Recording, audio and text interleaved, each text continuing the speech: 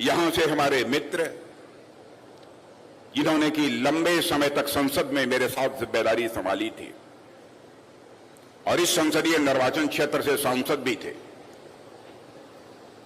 रतन लाल जी कटारिया। बहनों भाइयों, ज्यों ही मेरा कार्यक्रम लगा, सहज रूप से मेरे स्मृति पटल पर उनकी याद ताजा हो गई।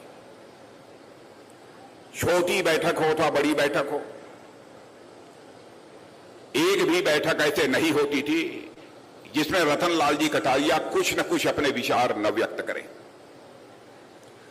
और अपना विचार व्यक्त करने की रतन लाल जी कटारिया की जो शैली होती थी वह अद्भुत होती थी कि एक बार जब वह बोलते थे तो एक बार तो ठहाका लगाने के लिए सारे सांसद मजबूर हो जाते थे। ऐसे थे आपके सांसद रतन लाल जी कटारिया। उनके निधन के बाद मैं पहली बार आया हूं, इसलिए एक बार मैं जहां पर तहे दिल अपनी श्रद्धांजलि अर्पित करता हूं, वहीं पर उनकी स्मृति को भी मैं नमन करता हूं। लंबे अरसे के बाद मेरा यहां आना हुआ है। उत्तर प्रदेश और हिमाचल प्रदेश से सटे हुए इस इलाके को मैं मानता हूं कि विशेष रूप से यमुना जी का आशीर्वाद प्राप्त है। मेरे बहनों भाइयों, जब भी मुझे हरियाणा आने का अवसर मिलता है तो मैं सच बताऊं कि मुझे बेहद खुशी होती है। और शायद बेहद खुशी इसलिए भी होती है कि मैं भी किसान परिवार में ही मैं पैदा हुआ हूं। मेरी भी आप जैसे ही खेती बाड़ी होती थी, मेरा भी कोई दूसरा व्यवसाय नहीं था।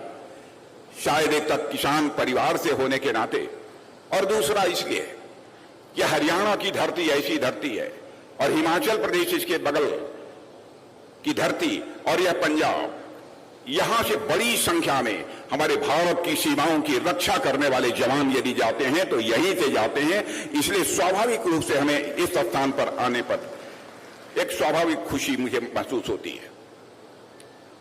और बहनों भाइयों, इस धरती के करिश्मे को मैं अच्छी तरह जानता हूं। खेलों के मामले में भी हरियाणा ने सदैव भारत का मस्तक ऊंचा किया है। इस हिंदुस्तान में सर्वाधिक मेडल देने वाला यदि कोई राज्य है तो उस राज्य का नाम है हरियाणा है।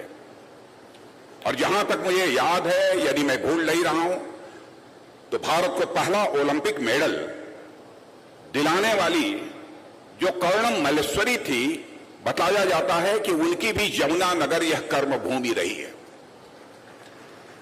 खेलों में सर्वाधिक पदक यानी मेडल जीतने के कारण ही हरियाणा के बारे में यह कहा जाता है कि भारतीय खेलों की राजधानी है।